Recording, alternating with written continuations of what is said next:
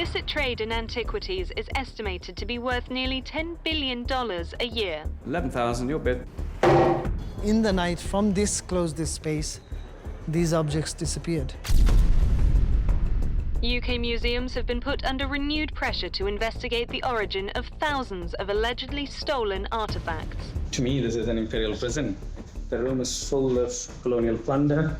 There are so many objects that we don't know much about because they've disappeared into private collections. To steal them and call it a business is a crime. A growing number of social media activists in India and Nepal are mobilizing to reclaim what they believe is rightfully theirs. Active users, we would talk about 2,000 people. If they are not listening to us, they will start listening after it goes out in the social media. So it's a 100% match. The measurements match, the stylization matches. If we get killed, we will be killed as a person who was working for a cause.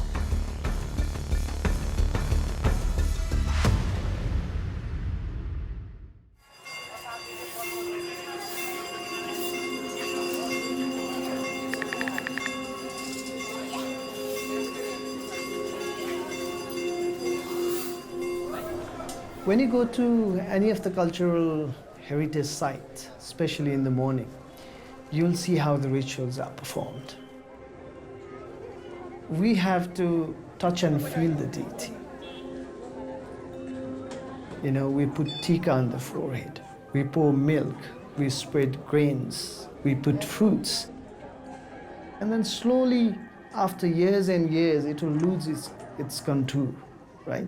And eventually it will convert into a stone. They need to be worshipped.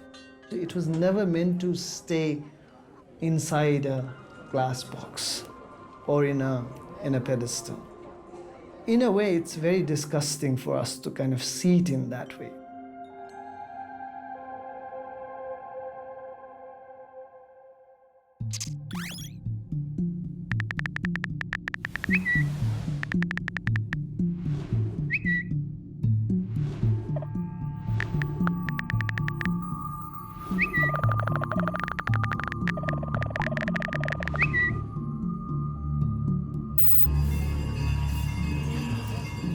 The best part about the social media is like, if any institutions or any auction houses or any private collectors, if they are not listening to us, they will start listening after it goes out in the social media. It becomes big and big and big. With the Bonham auctions, right, it was first identified by the Lost Arts of Nepal. And we don't know where this person is. We don't know how this person operates. They're anonymous, right? And the best part, what I've seen with Lost Arts of Nepal is whoever runs that page has got a wealth of information, wealth of evidences. They were personally in touch with us and they were trying to find out how we can stop the auction. Bonham's is one of the auction houses, one of the big auction house. It's based in France. And they auctioned these 5 objects. And the idea is like, how can we stop them? Each of these pieces was priced around $3,000 to $5,000. We could easily find the location. The location was mentioned. It was from Patan Mulcho.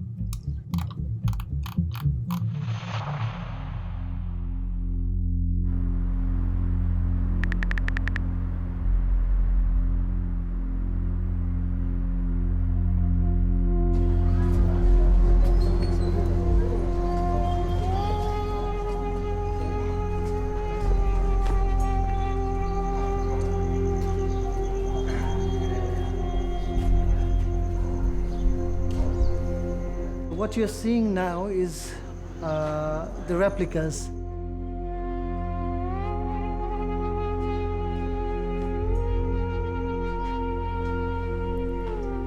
And if you look at the old image, it looked horrible.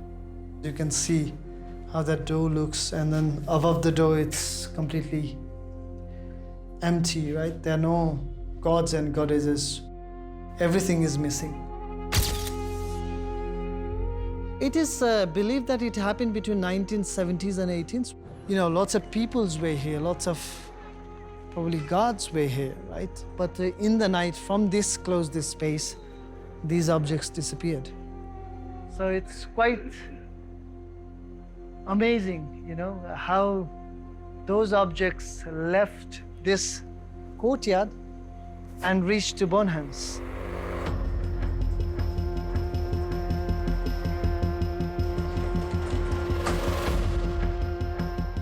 These objects are almost 600 years old. These are made from copper, they're gilded, and it has a high demand in the West. Each of these pieces were priced around $3,000 to $5,000. All those resources and evidences were there, but we knew that it will be very difficult to deal with France in many cases. We're running out of time. The auction was meant to begin in 24 hours. Then we started speaking with our advisory council. You know, they were supporting us, they were connecting us with different people, they were emailing us. And eventually, Bonhams was tagged on Twitter, and they were also tagged in Instagram. There was a newspaper article came, you know, how, you know, with all the evidence and all the facts. And I think they had too much push.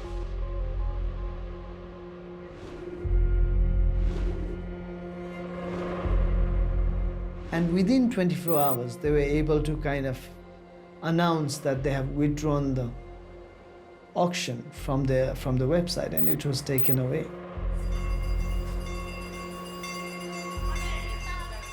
That was a very fulfilling experience, you know. But the sad part is we don't know how to get it back because it's in France. So it's a very tricky situation. We have got no fund to bring it back to Nepal.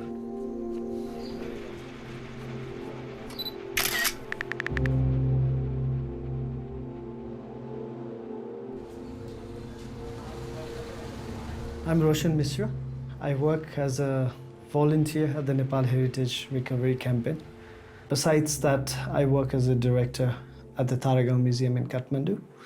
So you can look at this one here, above the Kirti Mukha. Right? That is also a new carving. Maybe the old one was lost long ago. In a simple language, I think it's an effort to bring our culture heritage back to our own country, to the people whom it belongs to. And that is the only trace that is left. NHRC is a very small team. It's a very grassroots kind of organization, you know. We are 5-6 of us, and we all are busy with our own day-to-day jobs. So there are lots of challenges. Definitely we are inspired by the Indo project. You know, everybody from all around the world support them. And it will take us some time to gain the same kind of, you know, followers. Whenever I talk with Vijay Kumar, it's always inspiring. His passion level has never gone down.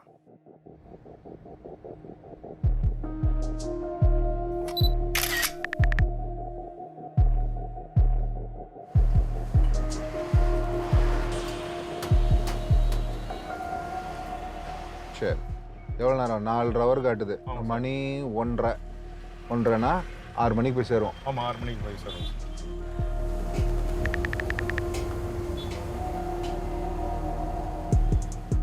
To put things in perspective, India brought back 19 antiquities from 1970 to 2012. 19, that's it.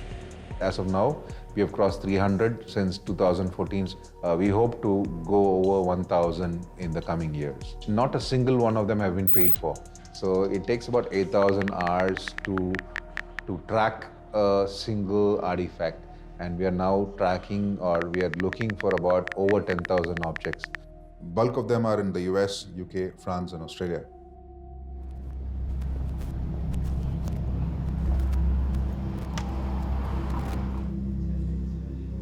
Active users, we would talk about 2,000 people who are actively contributing. And our request is very simple. You want to be part of our team, you go anywhere in Europe, you are in America, you see a shop floor having an Indian art object, take a photo if it's not risky for you. And each one of them who have contributed images from museums all over the world is a volunteer. Take the case of the Oxford Ashmolean Museum, for example. This particular bronze of Tirumangai Alvar, the Ashmolean was provided the evidence in 2018 about the stolen bronze.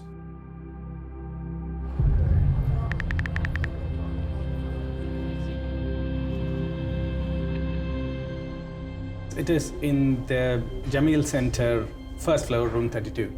That's where all the Indian artifacts from 600 AD are kept. I'm hoping it's going to be there, but I'm not sure.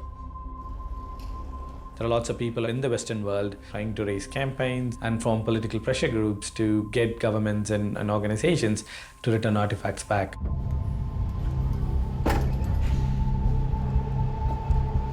I'm visiting Ashmolean today to collect some data, things like photographs and videos, to be sent to Vijay and the India Pride Project.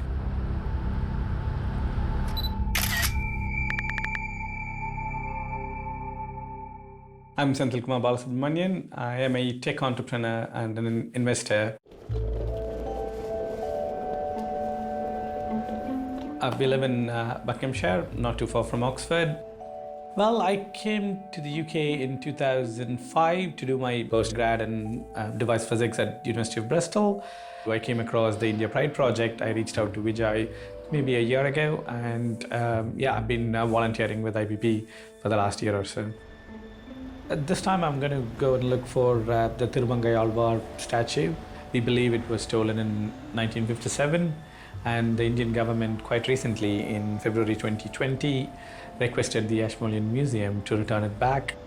So it seems like nothing has changed. There has been significant delay in repatriation of this said statue. Room 32, India from AD 600.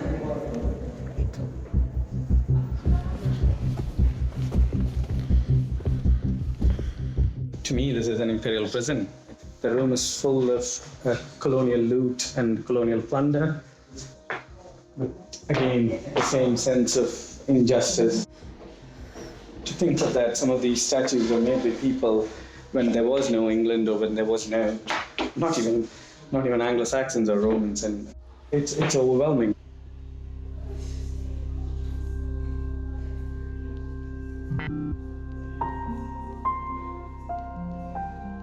And I think we're right here next to Tirumangai Alvar, and this is the statue that's in contention. To me, holding someone else's cultural artifacts is embarrassing to the people doing it. It's a bit bizarre to see a statue outside a sacred place. As you can see, it's standing majestically, waiting to be repatriated. And there is even a sign that says that it could have been stolen. Well, it is stolen, so you better get your act together. It's not just enough to put a poster on a wall and say, well, we've done our best. I don't think that's good enough.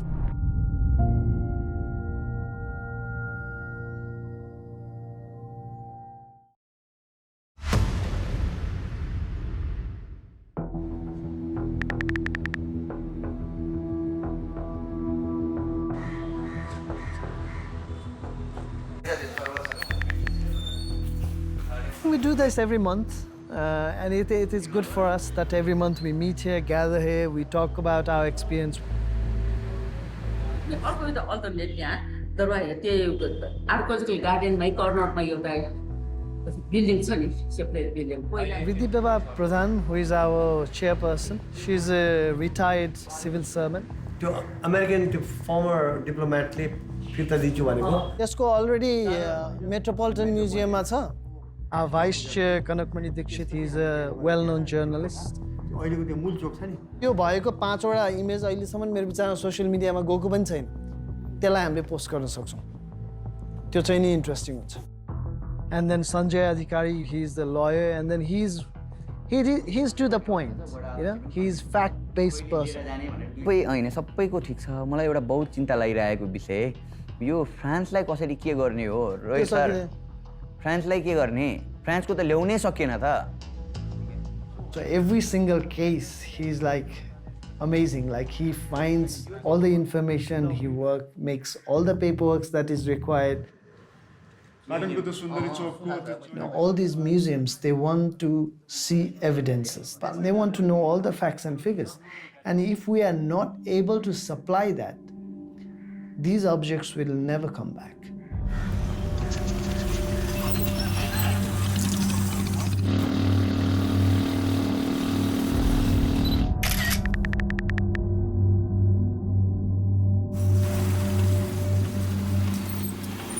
My current focus is on Shivalinga.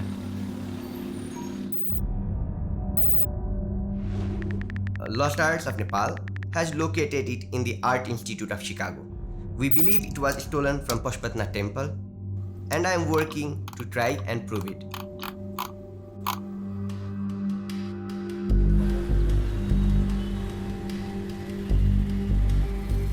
A lot of things has already been looted from Pashupatinath. If we can't bring the Shivalinga back, it will be kept in the museum.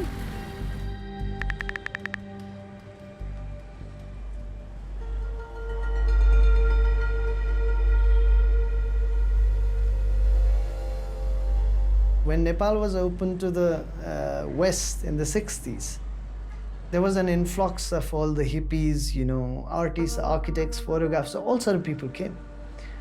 In the 60s, when you know, Nepal was open to the rest of the world, till 90s, I think roughly 70 to 80% of our heritage cultural properties dissipate from this country. And mostly they are scattered around Europe and America. The way I see it is, once it's stolen, I think the Nepali authorities have only 2-3 months to kind of really look for it. Once it's disappeared from the country, what will happen is it will stay underground. We think the Shivalinga was smuggled across the Nepal-India border in 1984. Then it reappeared at Sotheby's auction in London. It was then bought by some wealthy art collectors, the Alsop family, and transported to the US. In the 2000s, it was donated to the Art Institute of Chicago, where it is today. The Alsop collection is a big collection. It's a private collector, and the family has been giving their collection to different museums around the world, and that's how their collection is displayed in different museums. You know, if you look at some of the private collectors, you know, family picture, or you know, when they're having, you know, partying, or when they're standing around their house, you see these objects behind, you know. And it's quite amazing to see that some are standing in the hallway, some are in the living room, some are in the kitchen, some are in the nearby the swimming pool area, you know.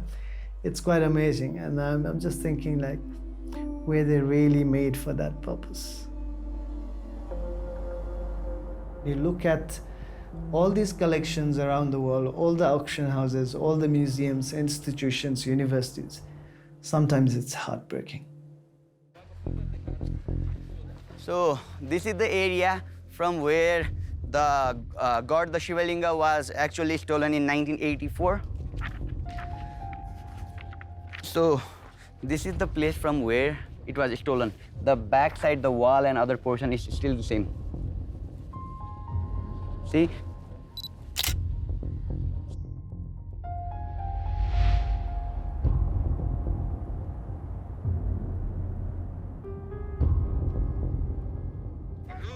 Arjun दाइ जय भोले कता हो हेत्तेरी एउटा यहाँ अहिले अचानक आइयो अनि तपाईलाई सम्झेको कारण वरुण दाइ बोल्नुहुन्छ ल I just called some of the locals of this place. So he said that he don't have much idea about it. So he's going to send us a number of one of the senior person. Dai, hello. Vandai, namaste. म सञ्जय अधिकारी हामी एउटा यहाँ यो अस्ति एउटा चतुर्मुखी महादेव त्यो ऊ यहाँ ठ्याक्कै पञ्चदेवलको बाहिरको 8औं शताब्दीको एउटा यहाँको मैले दाइलाई ठ्याक्कै फोन गरेको छु किनकि दाइहरू यहाँ बच्चामा अब खेलेको दाइहरूको त होल फ्यामिली नै कति जेनेरेसनदेखि ल हस् दाइ हस् thank you. This man said he grew up around here and remembers the Shivalinga being here. I will submit his testimony along with the photographic evidence. I hope it's enough to convince the museum to return it.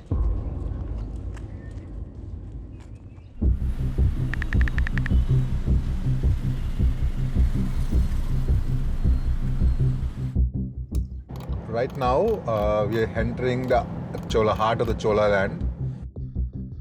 Chola bronzes are considered, I would say, that the high watermark of Indian art. Actually, it's high watermark of world art.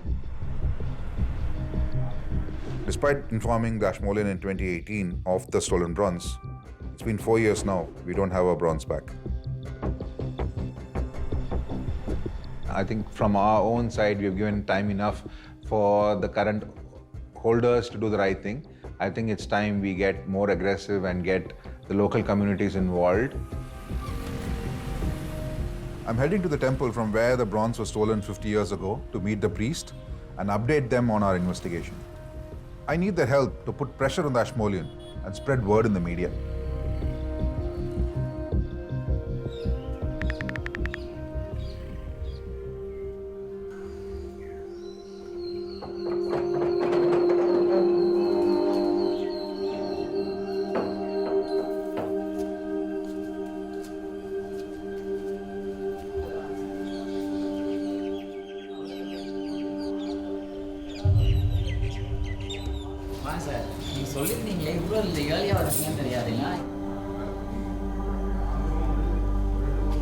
இந்த கோயிலேருந்து இந்த சிலைகள்லாம் வெளிநாட்டுக்கு போயிருக்கு அப்படின்றது எப்போ உங்களுக்கு தெரிய வந்தது? தெரிஞ்ச போது உங்களோட இது எப்படி இருந்தது? என்ன நினைச்சீங்க? 1957ல காணா போனதுன்னு ஃபைல் பண்ணியிருந்துருக்குறாங்க. இது வந்து ஒரிஜினல் ஆவணம் 57ல எடுத்தது. We have archival photography by the French Institute of Pondicherry in 1957. In fact, it's dated 22nd of June 1957. So it's a 100% match, and the measurements match, the stylization matches. Matthew Bogdanosன்னு சொல்லிட்டு so அவங்கக்கிட்ட சொல்லி இதே மாதிரி எங்கள் சிலைன்னு கேட்டபோது அவங்க விசாரிக்கும் போது என்ன பண்ணிட்டாங்க, அவங்களோட மியூசியமோட வெப்சைட்லேயே செட் டு பி ஃப்ரம் சுந்தர பெருமாள். அதுக்கு எந்த அளவு வேணாலும் யாருக்கிட்ட வேணாலும் லெட்டர் கொடுக்கணுமா இல்லை என்ன பண்ணணும்? ஒரு நம்ம அப்புறம் முயற்சிகள்லாம் என்ன எடுக்கணுன்றது சொல்கிறோம். இப்போ மெயினாக என்னென்னா மீடியாவில் வந்து இதை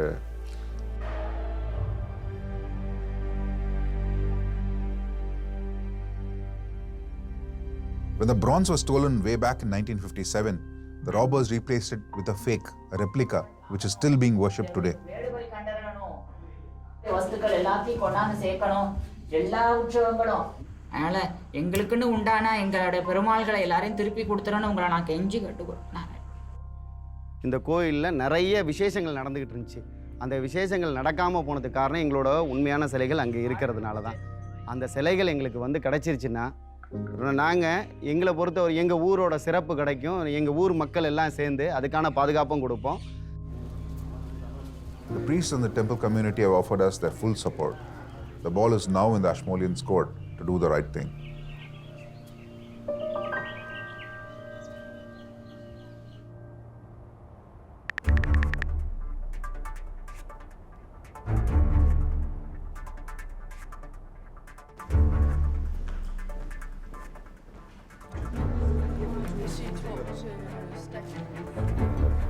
I don't think I'm going to get it there. Right. So what I'm going to do, I'm going to put it here. Okay. Because last time we didn't have it, and it was a pain not having. It's always quite nerve-wracking the hour before the auctions, but I'm fairly confident it's going to be a good day. I would say the percentage of Chinese clients bidding in the auction today will be probably close to 80 or 90%. Predominantly, the market is dominated by Chinese buyers and Chinese money returning the objects back to their countrymen. There's a great pride in bringing things back to China for Chinese nationals.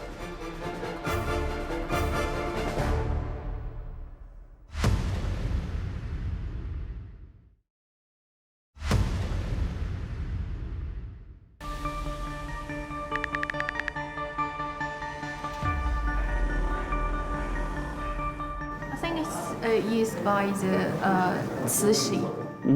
Oh, really? Interesting.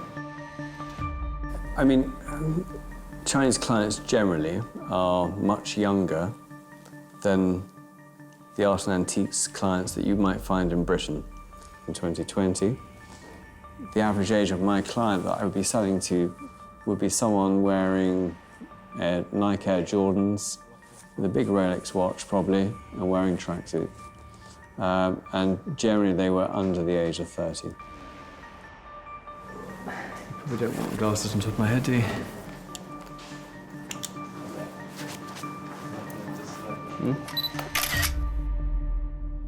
My name is Alistair Gibson, and I'm a Chinese ceramics specialist and auctioneer.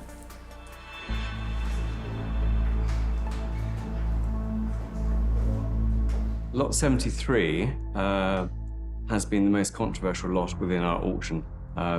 It is a silver flask, which is dated to 1852 and was taken from the Summer Palace in the Second China Wars in 1860. But I do think if I get it, this is very important in China. Very important? Yeah, yes, please. I think it's... Yuan have said it has come from Yuan. Yeah. Okay. I mean, there aren't that many of them. The major London auction houses or international auction houses wouldn't sell it for fear of upsetting China. The sale is contentious for a couple of reasons. The Chinese obviously are very upset with the fact that we burnt down the Summer Palace as a retaliation for the mistreatment of prisoners during the China Wars. The upset when these things appear on the market is fairly deep. Andrew, you all okay good to go? Yeah? You okay, Carl? Yes. What time did you make it? 10:30. Yeah, okay, brilliant.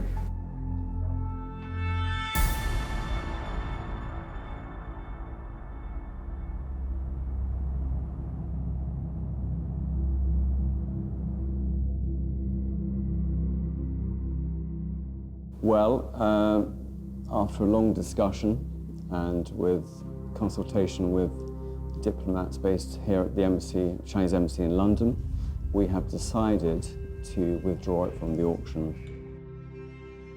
This is a letter from the Yuan Management Office, and it basically outlines their objection to us selling it at auction. Well, I was expecting it, to be honest with you. So we call on international friends in the spirit of humanism jointly boycott the auction selling of illegally lost cultural relics we're suspected of looting from war and promote the return of cultural relics by all necessary means. Good morning, ladies and gentlemen, and welcome to today's sale. Just one sale announcement to make today. Lot 73, the silver hunting flask, we have withdrawn that from the auction at the request of the Chinese government.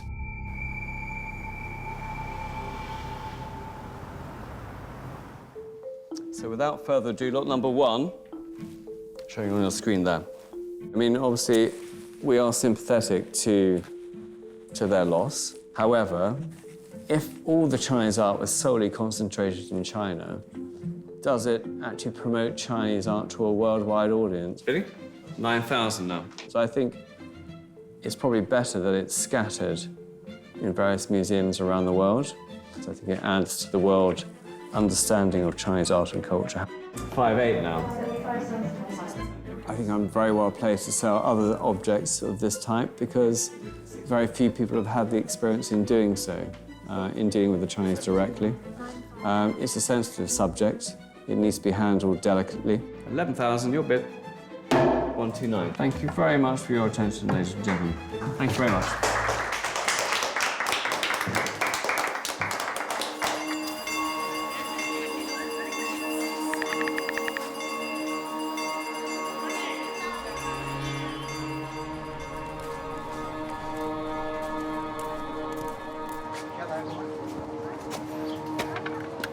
So not many people have seen this. This is special access.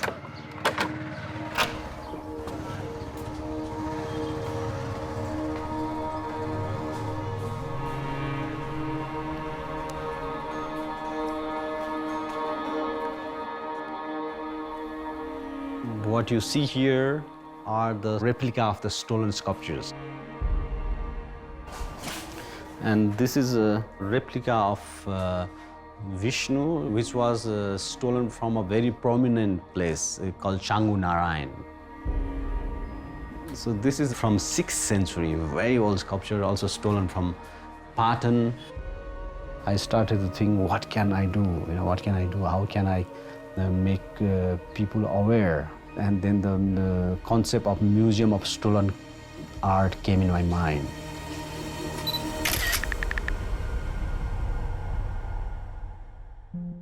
I'm Ravindra Puri, and I have been working in the field of art theft since last 20 years.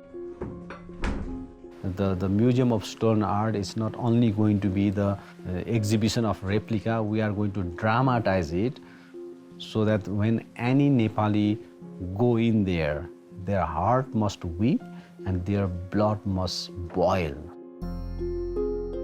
We want to make our people aware about how big the art theft problem in this country, I hope that we can open the museum end of 2023.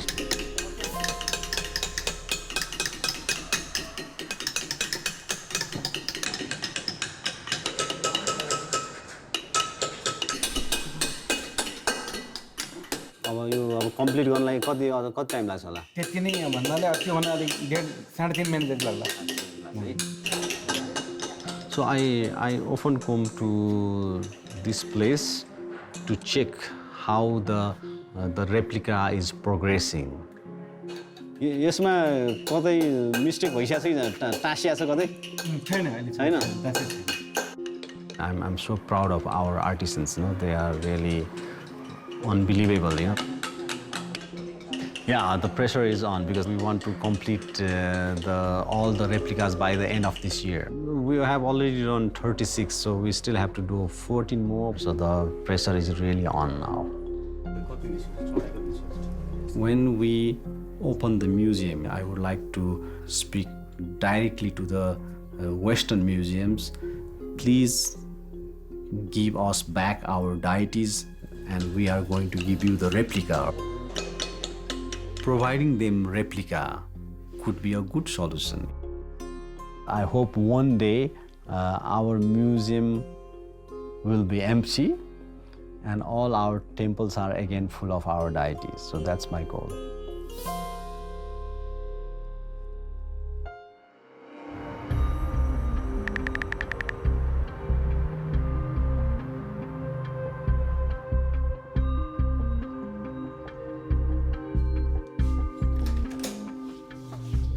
We're actually going to the World Culture Store, which is where I do most of my work.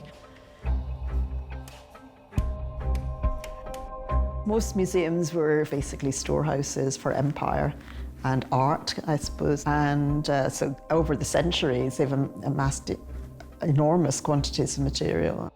We have well over 1 million pieces, but only about 1% of our holdings are ever on display. So they have the rest of the collection has to be put somewhere.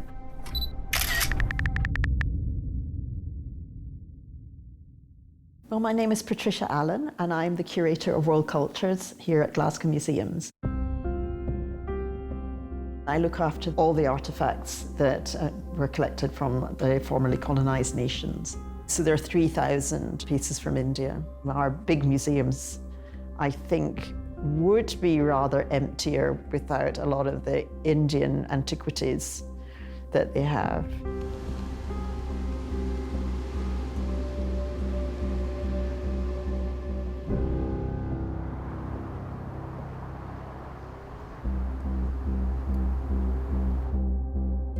Well, these pieces are only ours for another 10 days. These objects are all going to be repatriated to India, but it's a bit of a process.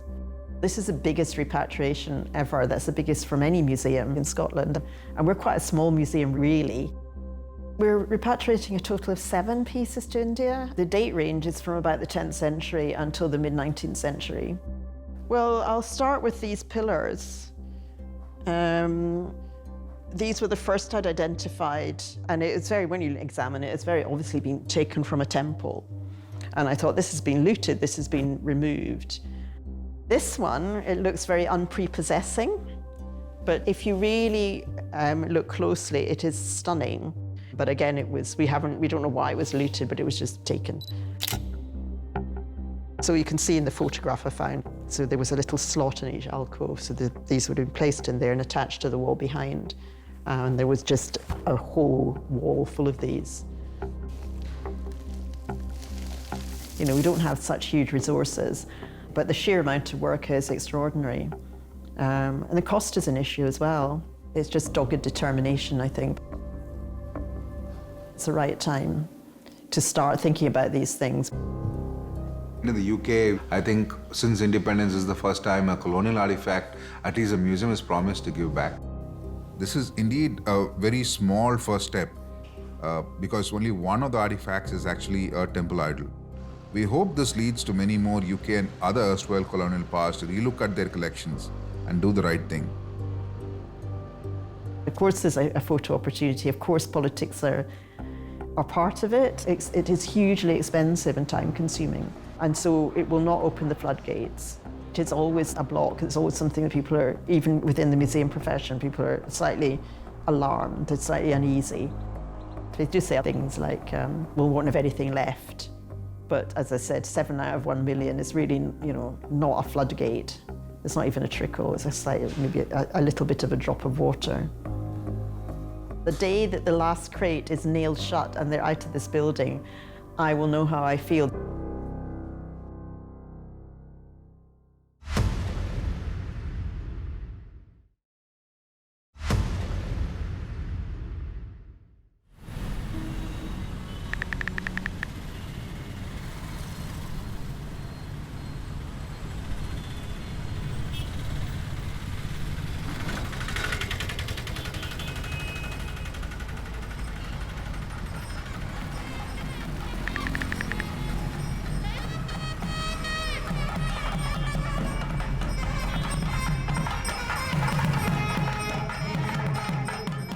மறுபடி நாங்கள் பிறந்து வந்த மாதிரி எங்களுக்கு ஒரு சூழ்நிலை அப்படி ஒரு விழா கொண்டாடணும் அந்த அதிகாரிகள் எங்களோட சேர்ந்து அதை பங்கெடுத்துக்கிட்டாங்க நாங்கள் எப்படி அதை சொல்கிறதுக்கு வாயில்லை எங்கள் கமிட்டி சார்போம் எங்களுக்கு எல்லக்குள்ளாத சந்தோஷத்தில் நாங்கள் இன்றைக்கி ஊரே இன்றைக்கி பாராட்டுற அளவுக்கு நாங்கள் எல்லாருமே ஊர் மக்களாக சேர்ந்து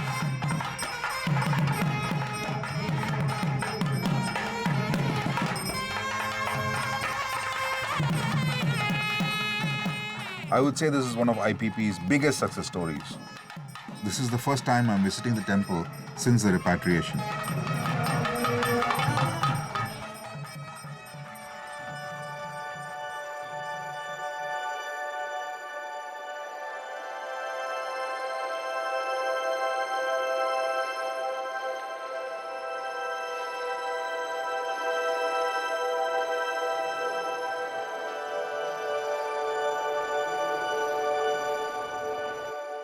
He's been the star attraction. Everybody is now coming here to worship, and it's you can see this place used to get about 10-15 people. Now thousands are visiting this temple to just see him as well.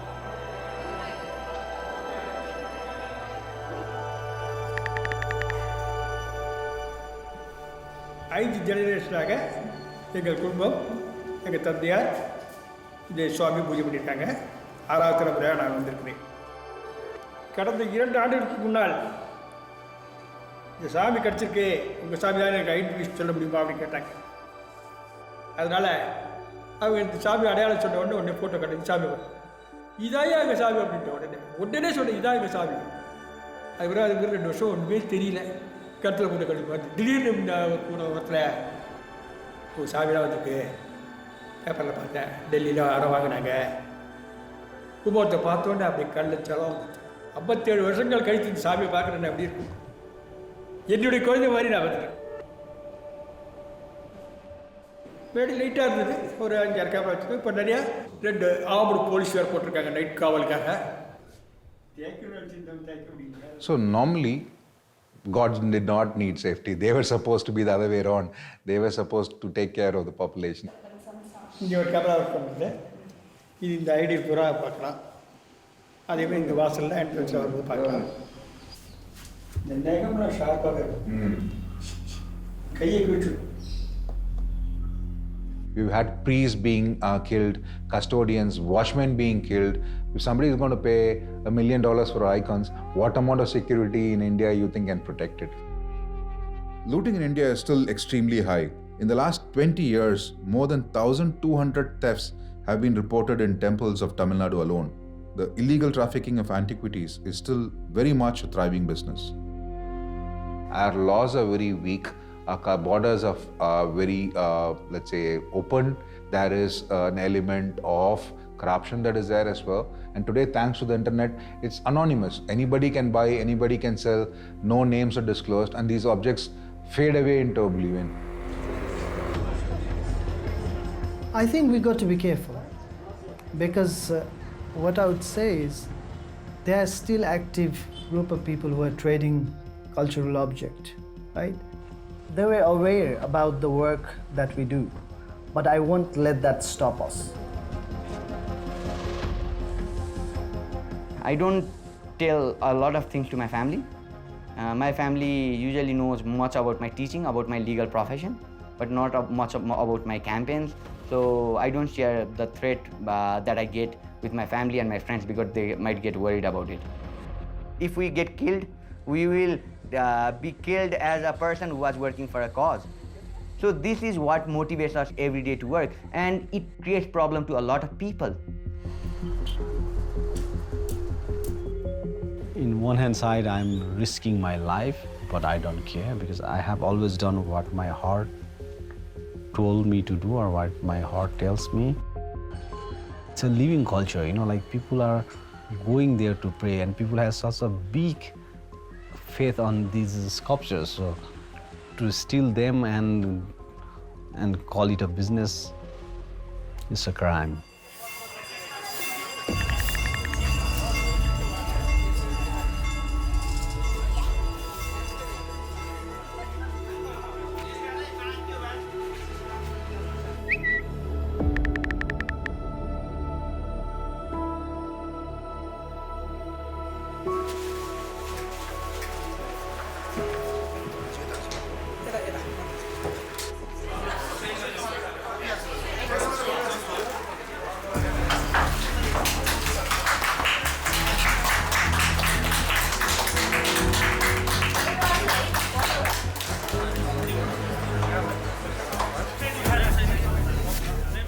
Initially, we're thinking that, when we started the repatriation campaign, we may be able to get 1 or 2 a year.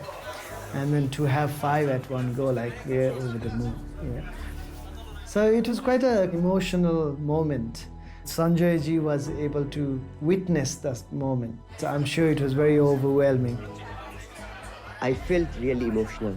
It is so satisfying, to see the fruits of your labor.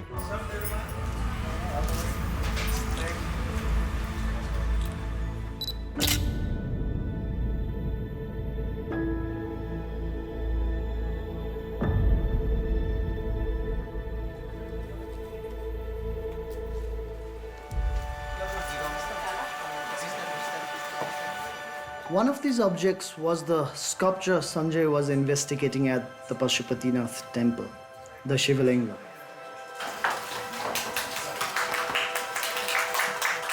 So it was quite amazing moment. So it's wonderful, you know.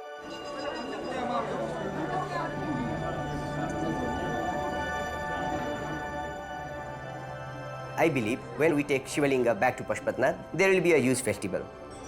Traditional instrument will be played, the community will be involved, the government will be involved. There will be a huge celebration for this.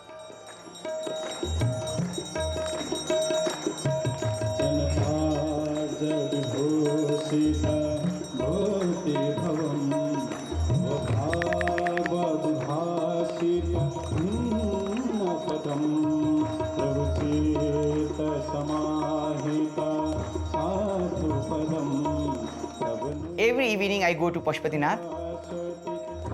When I come to this place, I have this sensation of the feeling of we. It's not I, you, but this connects us together. So that is why the heritage is important for me, for the people here. All the members of the community come together. The world is a common family. We need to start respecting each other's culture. Once we start doing that, I think the world will become more dignified. And I think it's all about, everything is linked with culture and belief, right? And it's about passing it from one generation to another generation so that the culture remains intact. Otherwise, the linkage between the past and the future will be gone.